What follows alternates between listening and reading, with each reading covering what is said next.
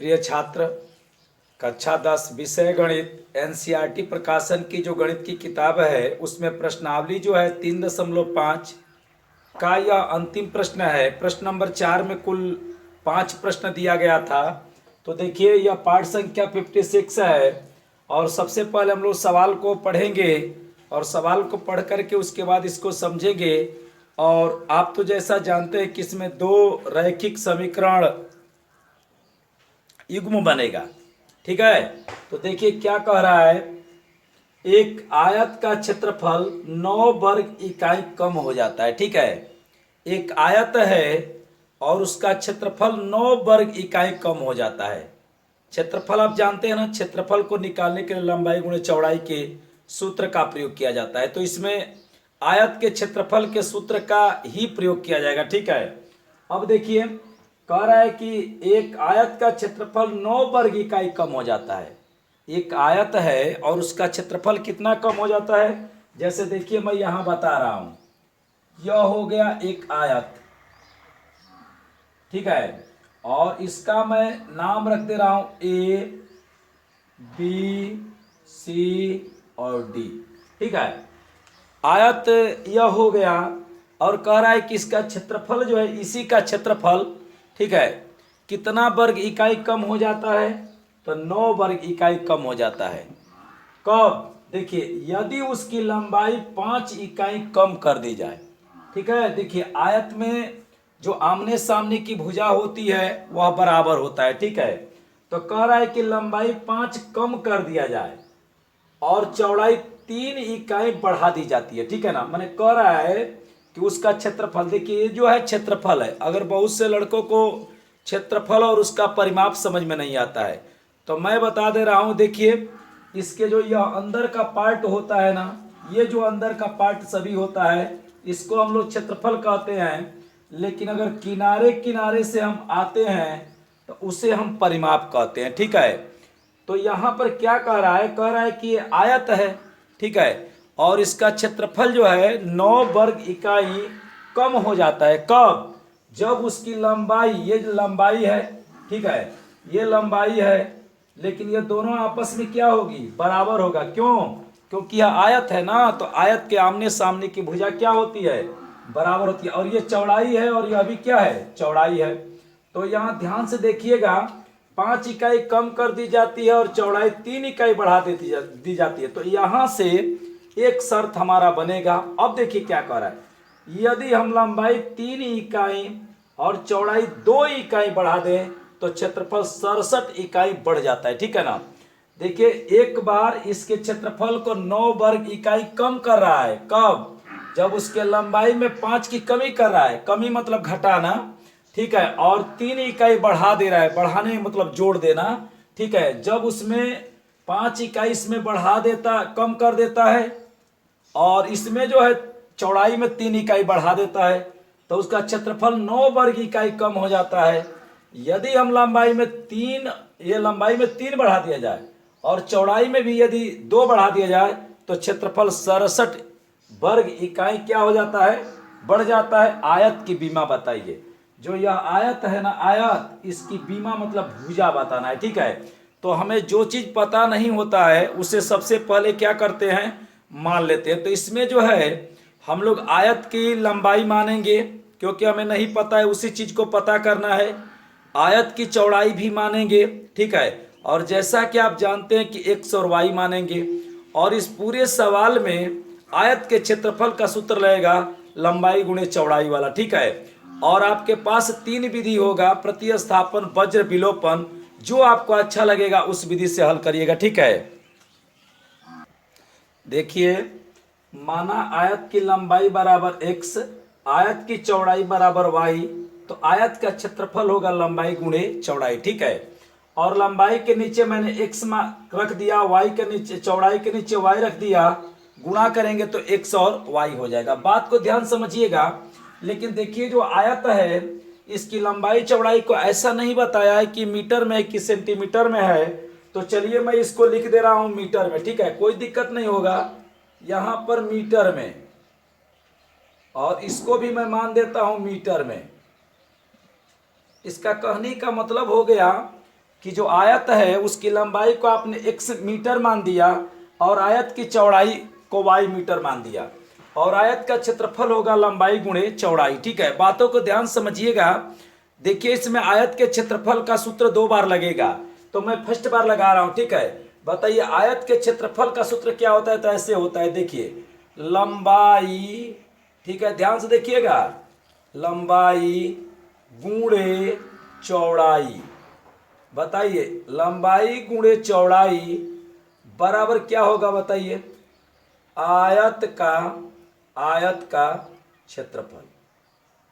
ठीक है, क्लियर है, समझ में आ रहा है? अब हमें एक बात बताइएगा, अब सवाल को मैं पढ़ रहा हूं और यहीं से आपका मैं हल कर दूंगा। देखिए क्या कह रहा है, एक आयत का क्षेत्रफल 9 वर्ग इकाई कम हो जाता है। गौर करिएगा, क्षेत्रफल आपने x y किया है ना, तो यहां पर मैं लिख दे रहा हूं क्षेत्रफल के नीचे क्या होगा? बताइए क्षेत्रफल कितना आएगा? x में y का गुणा करेंगे तो x y आएगा ना, x y आएगा। कह रहा है कि 9 वर्ग इकाई कम हो जाता है, तो इस क्षेत्रफल में से 9 कम कर दीजिए।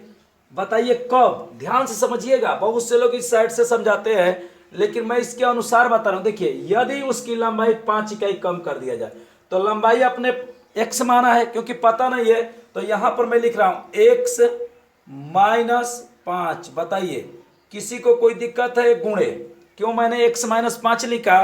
क्योंकि वह कम करने के लिए कह रहा है। ठीक है, कह रहा है कि लंबाई 5 कम कर दिया जाए, तो मैंने कम किया तो घटा दिया, और चौड़ाई 3 इकाई बढ़ा दी जाती है। चौड़ाई अपने y माना है, तो y और बढ़ाने की बात कर रहा है, तो इसमें 3 क्या करिए? जोड़ दीजिए। देखिए उसका सिस्टम यह है कि जब लंबाई में 5 की कमी करता है, यह आयत है, ठीक है, और इसकी लंबाई में 5 की कमी करता है, जैसे मान लीजिए 50 है तो 5 कर दिया तो 45 हो गया, लेकिन है 50 नहीं, क्योंकि उसी चीज को मैं पता कर रहा हूं। चौड़ाई मान लो 30 है तो उसमें 3 जोड़ दिया, तब उसका ये जो क्षेत्रफल है पूरा लंबाई गुणे चौड़ाई जो क्षेत्रफल हो जाएगा वह 9 वर्ग इकाई कम हो जाता है। लंबाई में 5 की कमी करता है और उसके चौड़ाई में 3 जोड़ देता है, तब उसका जो वास्तविक क्षेत्रफल होता है वह 9 वर्ग मीटर क्या हो जाता है?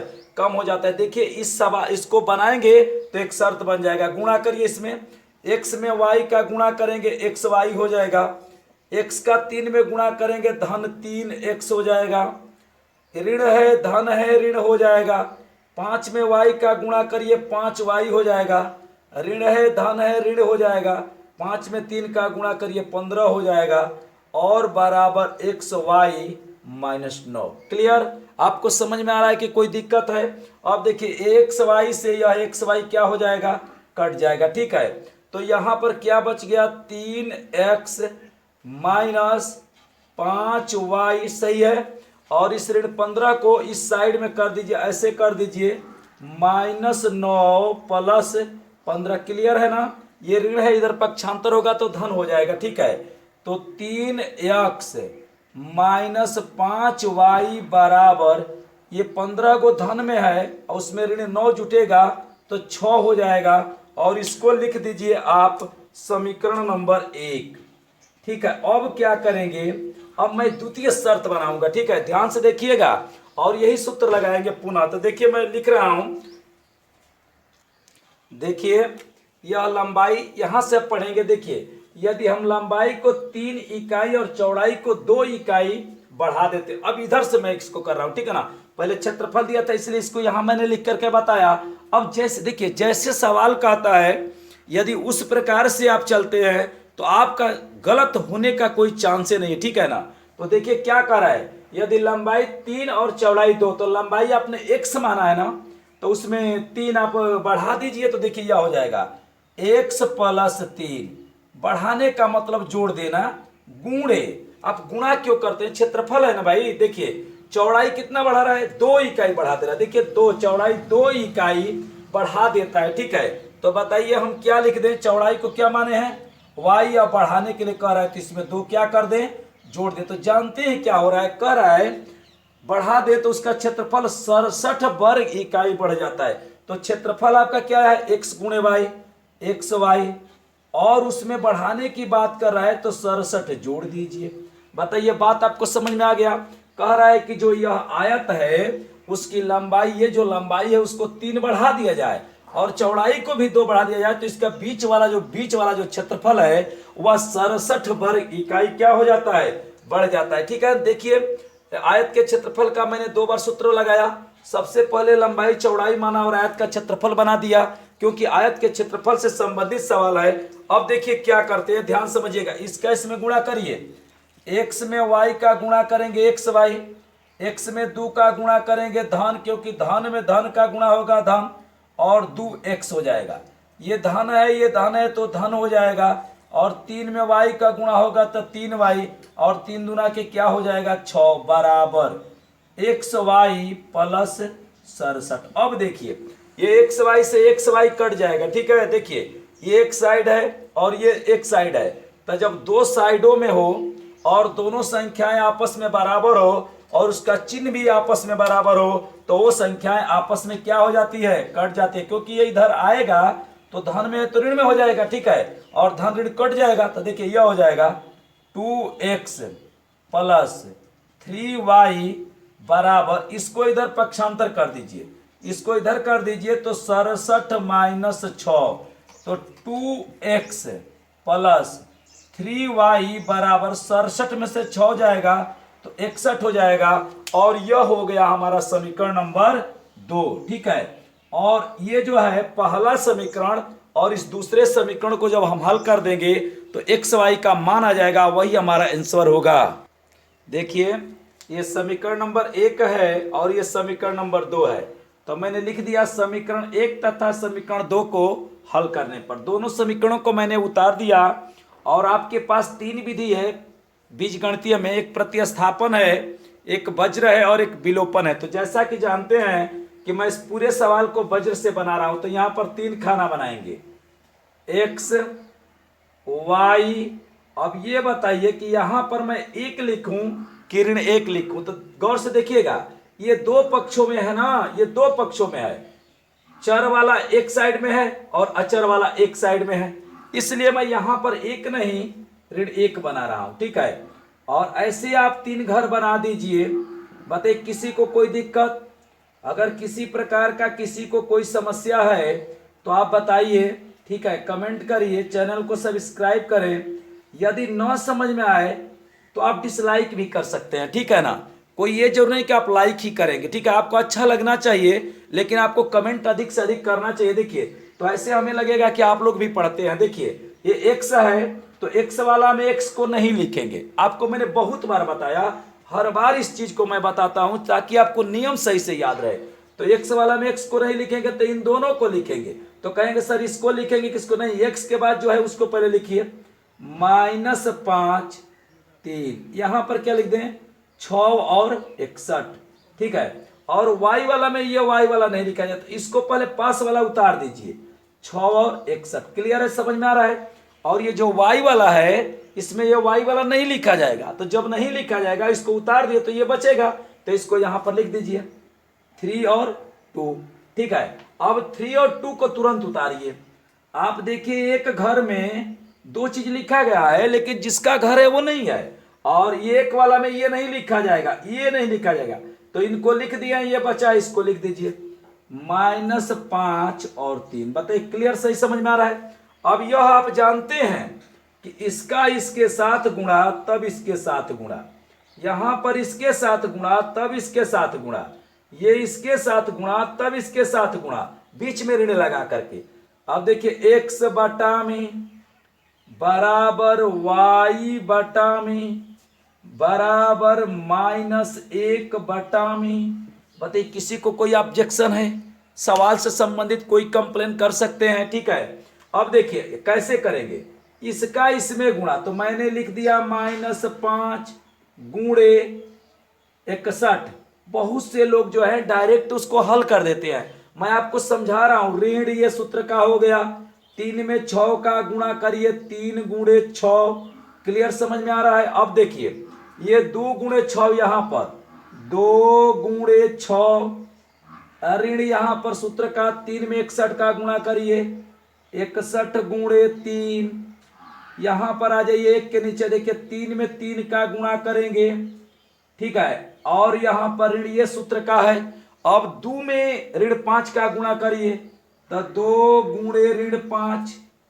ठीक है, अब देखिए क्या करेंगे, तो यहां पर मैं कर रहा हूं x बटा में, बताइए 5 का 61 में गुणा करेंगे तो ऋण है धन है ऋण हो जाएगा। 5 एकम में 5 और 5 छका 30, 305। और ये हो गया माइनस 3 छक क्या हो गया 18 बराबर y बटा में 2 छका क्या हो गया 12 ऋण, ये 3 एकम में 3 और 3 छक क्या हो जाएगा 18। बताइए किसी को कोई दिक्कत है, बराबर माइनस 1 बटा में 3 में 3 का गुणा करिए 9 और 2 में 5 का गुणा करेंगे ऋण 10 हो जाएगा और ये ऋण जाएगा तो धन 10 कर देगा। ठीक है, अब देखिए x बटा में, देखिए इस 18 को 305 में जोड़ दीजिए, ऋण में जुटेगा तो ऋण हो जाएगा। तो 8 5 13 को 3 हासिल 1 1 और यह 2 हो जाएगा, यहां पर 3 हो जाएगा माइनस बराबर y बटा में, देखिए 183 में से 12 घटाना है तो 1 हो जाएगा और 8 में से 1 गया 7 और यहां पर हो जाएगा 1 और ऋण वाला चिन्ह दिखे तो ऋण में। ठीक है, बराबर माइनस 1 बटा में 10 में 9 जोड़ दीजिए 19। बताइए, और ऐसे 2 पार्ट आप बना दीजिए। बताइए हर सवाल में ऐसा किए हैं, यदि आप कंटिन्यू बढ़िया से देखते तो निश्चित आपको समझ में आता। देखिए x बटा में माइनस 323 बराबर ऋण 1 बटा में 19। ठीक है, अब देखिए y बटा में माइनस 171 बराबर ऋण 1 बटा में 19। ठीक है, अब देखिए जानते हैं क्या करेंगे, इसको तिर्यक गुणा कर दीजिए 19x बराबर इसका इसमें गुणा करिए तो ऋण में ऋण का गुणा होगा धन हो जाएगा 323 हो जाएगा। और बताइए x बराबर 323 बटा में 19 हो जाएगा। ठीक है, आइए देखिए यहां पर, अब यहां पर देखिए 323 भागा 19। ठीक है, तो 19 से कम में क्या हो जाएगा तो 19 हो जाएगा और 12 में से 9 गया 3 हो जाएगा, यहां पर 1 हो जाएगा, यहां पर 3 होगा। अब 19 साते होता है 133। ठीक है, ये और एक कट गया। बताइए x बराबर कितना आ गया आपका, x बराबर आ गया 17, किसमें माने हैं मीटर, तो इसको लिखिए मीटर। ठीक है कि कोई दिक्कत है। अब देखिए यह तिर्यक गुणा करिए 19y बराबर इसका इसमें गुणा कर देंगे तो ऋण में ऋण का गुणा होगा धन हो जाएगा 171। तो बताइए y बराबर 171 बटा में गुणा है भाग हो जाएगा 19 से कम 19 नमक क्या हो जाएगा तो 171 मीटर, यहां पर हो जाएगा 9 मीटर। ठीक है, देखिए यहां पर मैंने लिख दिया आयत की लंबाई बराबर 17 मीटर और आयत की चौड़ाई बराबर 9 मीटर। ठीक है ना, क्योंकि लंबाई को आपने क्या माना है x माना है। ठीक है, और चौड़ाई को क्या माना है y। ठीक है, तो इस तरह से यह 3.5 के प्रत्येक प्रश्नों को मैंने अच्छे तरीके से बता दिया। अगर किसी को कोई दिक्कत है तो पुनः आप कमेंट कर सकते हैं। ठीक है।